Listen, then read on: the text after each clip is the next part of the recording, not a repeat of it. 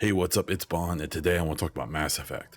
Off the inspiration of this really awesome live stream I did with Kala Elizabeth over on her channel and N7 Legend from the Mass Effect Lorecast, I want to dive into all of the N7 day info we've gotten so far, talk about how I feel about it now, and go from there. But first, if you like Mass Effect, if you like BioWare, if you like speculating about games that are probably 10 years away, subscribe to this channel. If you like the video, hit the like button. And if you have something to say, do it in the comments. Even if it's just to say hello, all of those things help this video get noticed by more people. If you want to support this content and all of the other things I do even more, you can become a YouTube member where you get early access to videos, you get a cool little icon beside your name in the comments, as well as some other bonuses. You can go ahead and do that. I would really appreciate it. Jumping into the actual video, I pulled up all of the blogs. We're going to go through everything, talk about everything. I'll even throw in some of the stuff we found out from the outside, like leaks and rumors and things like that. And we're going to start with the 2020 The Game Awards trailer. I'll have that trailer playing kind of over me as I talk here. But this was right as I was paying attention to Mass Effect for the first time. I knew this was right after the Legendary Edition had been announced. This was, before that came out though. So I was starting to pay attention. My coworker who had been hounding me to play the series forever had finally caught me. I was ready, and I was watching the Game Awards, I remember. And they did, I believe, a Dragon Age Dreadwolf trailer, and then this came up. And to this day, this trailer still gives me goosebumps. The music is amazing, the visuals, especially after I played the series and understood what they were showing us, was just awesome. And this is still my favorite thing that they've shown us so far. And we've deciphered it, we've gone through everything, and we can do that quickly here. I think the big things at this point that I've still taken from this trailer is that it's the first time that we see an N7 reference, which if you listen to our conversation with Kala and Sam or N7 Legend, you'll know that I think all of us agree at this point that any reference to an N7 is just still a reference to Shepard. It's how it's been the whole franchise, and it still is that way until it isn't. And it may not be for much longer. They may change that with the next game, but and then we get the reveal that it's Liara who's the one that we're following. We have these dead Reapers everywhere. I still think, even though this trailer would have been shown long before they were really even working on the game, because as far as we know, they're still in pre-production even in 2024. I still have a hard time believing this is just nostalgia bait. The big thing that sticks with me is that Casey Hudson came back to BioWare for a relatively short time, and I still believe, even though I can't confirm this with anything, that he basically came back to right the ship, to try to get things back in order, or however you would say it. And so I still think that this trailer was probably heavily informed and had legit info to go on to make it. Now, this is one of the trailers that was made by an outside company that was contracted out. Not that that takes away anything from it. And I hope that the music definitely of the next game definitely is inspired by this, because the music in this trailer, especially at the end, is just perfect. So moving on from the trailer, we here have the 2021 N7 day post.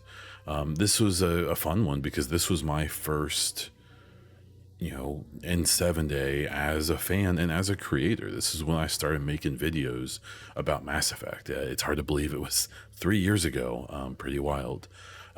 This was a pretty mundane N7 day for the most part. This was a lot of as it says on here, a day for looking back. A lot of celebration of the trilogy, of the Legendary Edition, which for all intents and purposes appears to have sold extremely well, and really seems like it was probably a pretty big hit. They kind of went around the bush a little bit, right? They didn't go too hard. There was a lot of gifts, a lot of merch, and things like that. They gave us all these stats about how people had been playing the Legendary Edition, but they did have a bit here at the end, a day for looking forward. In the words of the writer here, N7 Day has also been a chance for us to talk about the future, both for Mass Effect and for the games industry as a whole. This year, looking forward, is even more valuable as we celebrate another N7 Day during a global pandemic. Yes, this was during COVID times. That impacts pretty much everything in the industry and the people in it. I can't wait to answer the fans' questions in person, Mac says. I believe this is referencing Mac Walters, who is no longer there. Whether it's panels or signings or BioWare base, it's always been fun just to be in the room with fans and talk about whatever they want. I believe this is Mike Gamble. Meeting franchise fans is always cool, and it's good to see how the games have impacted people's lives. Personally, though, I miss the cosplay. I remember at San Diego Comic-Con a number of years back how many groups of Mass Effect cosplayers were there. I want to see that continue, and hopefully we can create new characters that everyone will love and continue the tradition. And it goes into unquotes. We are, of course, hard at work on the next adventure in the Mass Effect universe. Until then, please accept our most humble thanks for your accompanying us on the journey. We know we couldn't do it without you on N7 Day or any other day. So at this point, they weren't even acknowledging pre-production yet. They were just saying that they were working on it, which at the time I remember was a little bit, I don't want to say misleading, but people, they didn't say it was just pre-production. So I remember there being people who were like, whoa, how far along are they? Like, yeah, they're doing Dreadwolf, but maybe, This was also when they still had the Star Wars game. So they had, 3 teams doing 3 games. That's no longer the case. But this one was interesting. So we had the state of BioWare and looking ahead. So this one was from Gary McKay, I believe. Talking about being the general manager at BioWare and the Legendary Edition. They did have their bit down here at the bottom where they said, and of course we remain hard at work on the next iterations of Dragon Age and Mass Effect. I'm seeing some incredible work from both teams. If you're curious about Mass Effect, I encourage you to take a look at the poster we released on N7 Day. If you look closely, there are a handful of hidden treats.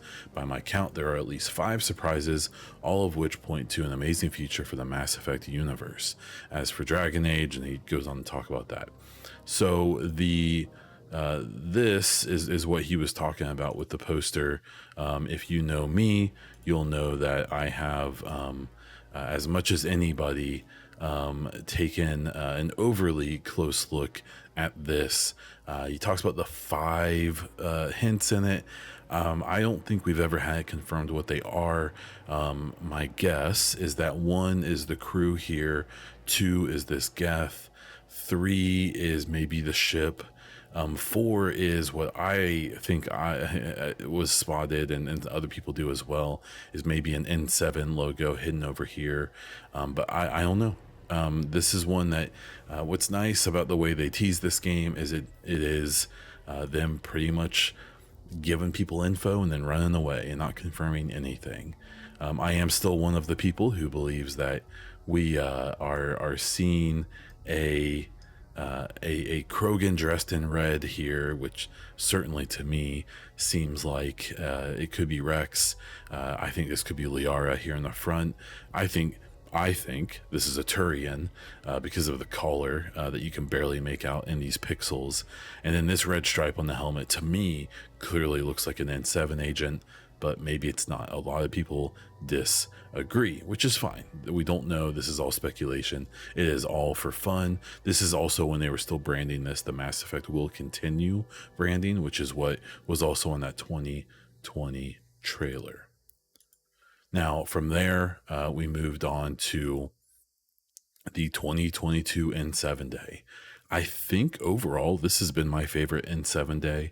I felt like we got the most info to talk about, even though it wasn't like a trailer or anything.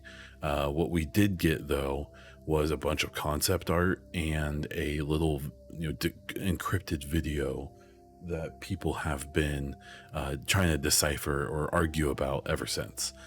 So first we have here, which is notable on its own. We have this, what appears to be concept art of a city. It has a bunch of references. This appears to be an Asari city, because there's multiple references to Asari in it.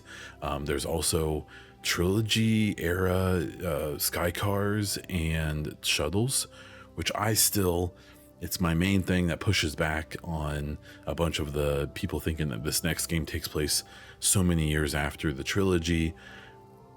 I've held on to this concept art as reasons for maybe it doesn't. There's also references in here to companies or logos that we only ever saw in Andromeda. I explain that by saying that I think that those companies probably sent stuff to Andromeda, so it doesn't seem that crazy. There's also Omega symbols in here, which leads to me to believe that maybe Arya is playing a big part in the next game. Now, in this paragraphs, they introduced a bunch of these people who are at the head of the Mass Effect team. So we have Mike Gamble as a project director, who is still in that position. Danielle Enns. This was their announcement. This was the last director position that was posted on their hiring website, and this was their announcement of her being the senior development director. This was also when I believe they had already announced Mary DeMarley as joining the team, but this was their first showing of her as the senior narrative director. She did the Deus Ex games and the Galaxy of the Guardians game over at it's Square Enix or whoever it was. Awesome games. Great addition. And then Parrish Lay, who I believe was the cinematic director on the trilogy, is now the franchise creative director, whatever that title means. We had a bunch of I at one point thought this was a big breakthrough. Oh my god, look at the Normandy. It's this is something crazy. This is actually from a loading screen of Mass Effect 3, so ignore me, it's all good. They did some goofy stuff here, like having the Sims gear. This right here to this day is still one of my favorite reveals they've shown us, because this shows the Citadel orbiting likely a planet. This could be the moon, this could be Earth, depending on how far away it is from Earth. But I don't think many people realized at first that this was the first showing of the Citadel post-Reaper War in orbit around Earth, presumably. So I think that's going to be a huge part of the next game. I'm really excited to see how they deal with the politics and everything of how the power dynamics between the species are going to change because of what happened during the war, before the war, and now that the Citadel is in human space. Just so excited to see how they handle that. They had a bunch of their advertising stuff here. Here's another shot of that kind of Asari cityscape. Another reason to believe it's Asari is because on Ilium, you see these big dome things if you look off into the skybox, and you see them here as well. There's actually multiple of them if you see the full picture. The last thing they had here was, it was initially this picture, but you could download a video, and it had a bunch of garbled text or garbled voices. And then people, of course, within minutes figured out how to decipher it. So what we see is what appears to be a mass relay. And conveniently, we even have this MR7 designation on it. We see a bunch of ships around it. I have identified these ships as looking a lot like Trilogy era ships, but maybe I'm wrong. The main thing that we've seen that maybe pushes back on that a little bit is if you see these ships who don't appear to be as big as the Nexus and the Andromeda ships, but definitely have the same design by having those kind of sails on the back and the four prongs sticking off. So I still think that's a really interesting detail. We also have the fact that this thing is in mid-construction. I believe from that 25th anniversary book, there's also a very early version of this concept art, a really old version of it, where everything looks a little bit different. The planet is like a cityscape. The ships look a lot different. Even this looks it's less detailed. And so this is definitely a push on that. Right here we have I think some pretty clear symbolism here, where there's these docking areas on this relay, and you have 1, 2, 3, 4, 5, 6, 7, and you have this girder sticking out, or this docking bay from the 4th number, which there's been all these arguments about, is Andromeda Mass Effect 4? Because that's kind of what was talked about when it was being developed. It is the fourth game. But then they have this, and I've seen a lot of people reference that, well, this next game is going to be set back in the Milky Way. So it's going to be the technical fourth game. None of that stuff matters. It is still cool, though, that they're very obviously referencing one of these things in this art. Another cool part was down here was, if you read all of this, it implies that at least whoever is taking this video is part of like a spy, or is like observing this relay and what's happening around it. Another thing that you can barely see here, and I don't really know if I can zoom or do a better job of showing it, that actually might be worse. But if you look below me here, this looks like a white, a red, and a white stripe. This is one of the big things I've pointed out. This is now the second reference and the second straight N7 day, or the third straight N7 reference in one of these teasers, with the first being the helmet in the trailer, the second being the figure with the N7 helmet on the poster, and then here what I think is a pretty clear reflection. And it's leading us to believe, especially from other like artifacts on this, that maybe we're looking at a screen in this little video. And then lastly, we have the audio that came along with this, and it's Liara talking to someone. There's been lots of debate about who she's talking to, because her words are garbled, but you can understand her. She's talking about human defiance and the council being mad at them and all that. And then there's a figure she's talking to who we can't understand them. Lots of people have interpreted that as it's a Geth. I think they've definitely made it clear that the Geth will be involved in the next game. I think that we were just getting a one-sided conversation and the other side was encrypted, because the Geth never spoke to other aliens in like their garbled language. That wouldn't make sense. They couldn't understand them. I think that they're just trying to hide a character we're going to be experiencing in the next game, and they just don't want us to hear them yet. What was really cool about this was that this was Liara's voice actress in this clip. So, we saw her in that 2020 trailer. We've now heard her in this 2022 and 7-day teaser. And it's just great. This stuff is just so cool. Then we had this update in August 2023. This was the announcement of, so far, the biggest layoff that BioWare had dealt with. Now, EA's had other layoffs. BioWare has escaped, especially in the last round. That was pretty big, mostly impacted Respawn. And this sucks. It was 50 people who got fired. A bunch of them were like veteran developers. The most notable of them were mostly writers, but there were people from all different parts of the development team. I believe everyone who got let go was working on Dreadwolf. Whether you take it as an excuse or not, their part may have just been done with Dreadwolf, or they were just cutting down roles. I believe this was also around the time that they had ended their development on the Star Wars game and were actually pushing that out to a third party, or that may have happened slightly after this, leaving them only developing Dragon Age Dreadwolf and the next Mass Effect game. Now, they kind of try to recover it here at the end. Says what comes next. While this is extremely difficult for a day for everyone at BioWare, we are making changes now to build a brighter future. We're excited for all of you to see what we're building with Dreadwolf. A core veteran team led by Mike Gamble continues their pre-production work on the next Mass Effect. Our commitment to quality continues to be our North Star. This was a huge bummer. There were lawsuits by these people who got laid off because they didn't feel like they'd been compensated appropriately after they left. Haven't heard much about that in a long time, but I hope that that's worked out for them. And this wasn't a high point. Now, it was still better than finding out that like they had been shut down or something. But yeah, not a great moment. Then we had the 2023 N7 day, which was a real mixed bag for me. Obviously super excited. I'm involved in the community. My videos are getting a few more views. I'm really excited. I was really hyping this up and getting pumped for it. And it was great. There's still in these paragraphs there. So there was a hidden thing in here, which eventually led us to a new trailer.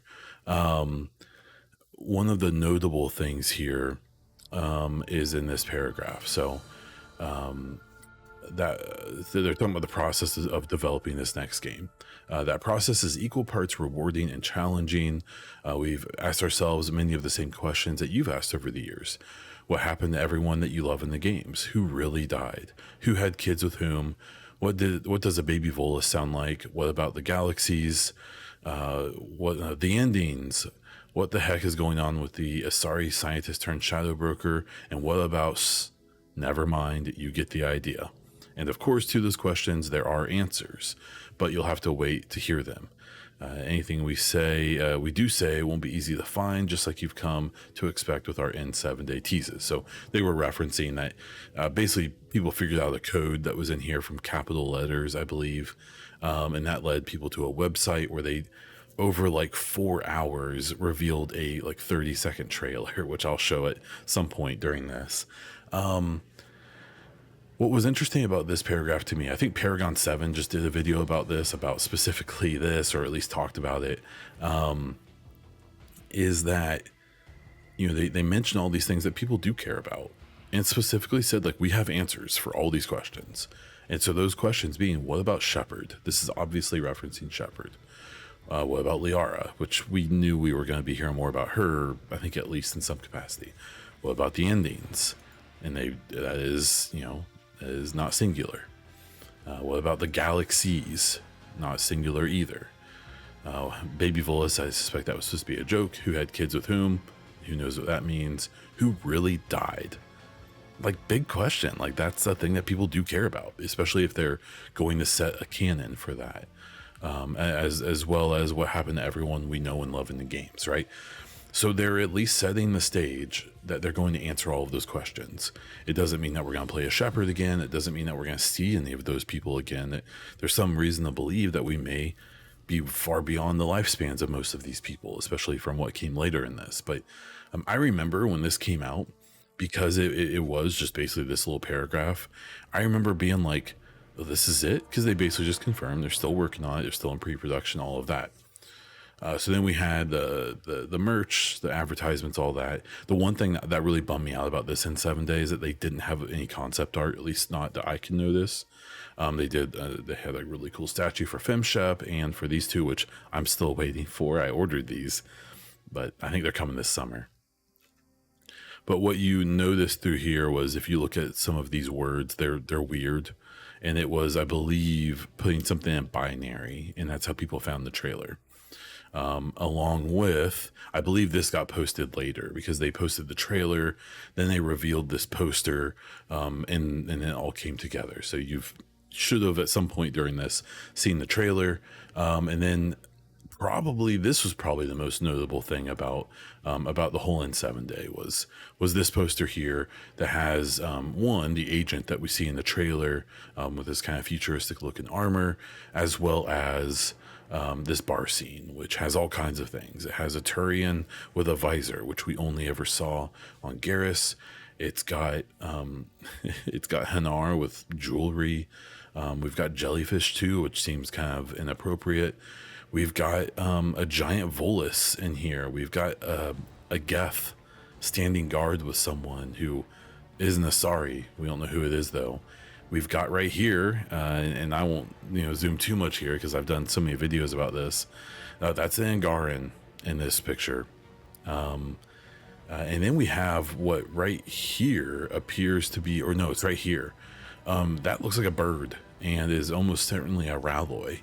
All of these things being really cool, but not really telling us anything, right? And, that one in particular has really led people to believe that, theories like my own and others who thought that maybe the next game was shortly after 3 were probably not right, which is fine. I obviously had these ideas for the next game that I really wanted to happen, but they don't have to. It's not my game. I'm happy to do whatever they want. I just want them to do it well, right?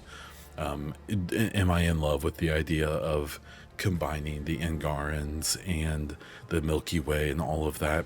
Not really. I'm not wild about it, but it does lead to some really intriguing possibilities for what they could do.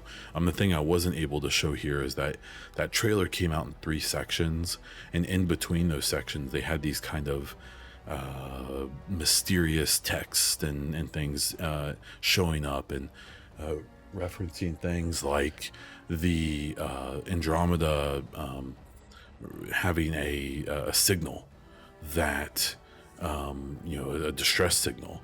That was one of the other big things that has people thinking that this game probably isn't taking place anywhere near the trilogy, because that distress signal would not have reached the Milky Way or anyone who was listening for it maybe not 600 years. Maybe they had a way to relay distress signals faster, but at the very least 600 years later than the trilogy. And people have gone all over the place with theories of, thinking about wormholes and stuff like that. Around in 7 Day was also when Jeff Grubb came out and supposedly had word that this game wasn't coming out for a really long time, which doesn't mean much. And then what was really, even to this day, I still think is very frustrating, especially because he's shown not to be 100% consistent or accurate, is that it seemed like he talked to someone from BioWare who said the game isn't going to come out anytime soon, which I think is obvious, and then seemed to insert his own opinion or calculation really close to that, making it seem like it was official, saying the game may not come out till like 2029 or later, basing that on the development of Dreadwolf. I still to this day think that's a bad calculation. I think Dreadwolf has taken a lot longer than it was supposed to, because of them rebooting and COVID and various other things going on. I'm hoping that if the next Mass Effect game runs into similar obstacles, sure, it could take just as long, but hopefully it won't. I also believe that the next Mass Effect game won't be, as big of a scale as maybe like what Dreadwolf is probably going to be, which is likely going to be a gigantic game. I could definitely see the next Mass Effect be something more like Mass Effect 1 or any of the individual games from the trilogy, who aren't necessarily these like 200-hour epics, but instead are these more condensed stories, and then maybe we get more of them, which is my personal preference. I'm also hoping that we maybe don't get like an open world game.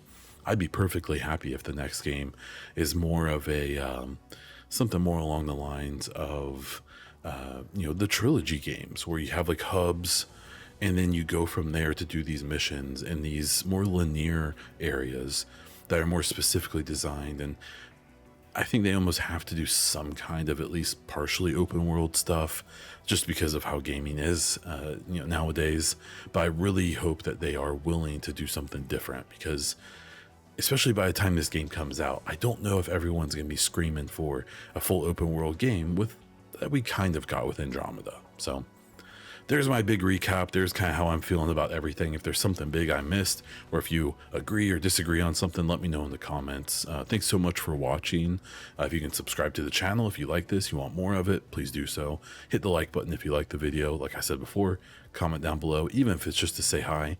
All of those things help me get noticed. If you want to support this video and the other videos and all of my content, consider becoming a YouTube member. Check out my podcast, the Bonfire Podcast, which is a weekly gaming news one, and the Mass Effect Hypecast. Those are both here on this YouTube channel or on all podcast platforms. For all of that stuff and more, check out the link in the description of the video. You can find all that stuff, including the Discord, where we talk about all kinds of Mass Effect stuff and other things.